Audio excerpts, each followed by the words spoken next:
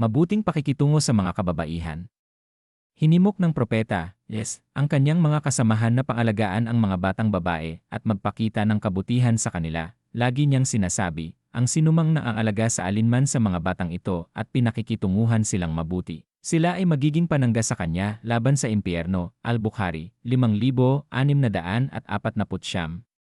Sa kanyang huling pampublikong talumpati, binigyang diin niya na ang mga kababaihan ay dapat bigyan ng kanilang mga karapatan at maayos na pangalagaan at inutusan ang mga Muslim na gawin ang bagay na ito na kanilang tungkulin at payuhan ang isa't isa na gawin ito. Pangalagaang mabuti ang mga kababaihan. Al-Bukhari, 4870.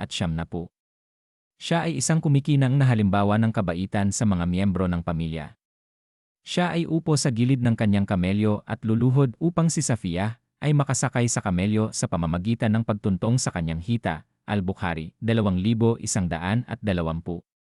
Sa tuwing binibisita siya ng kanyang anak na si Fatimah, siya ay bumabangon upang tanggapin siya, kukunin niya ang kanyang kamay, hahalikan siya at paupuin sa kanyang sariling lugar. Sunan Abu Dawud, 5217.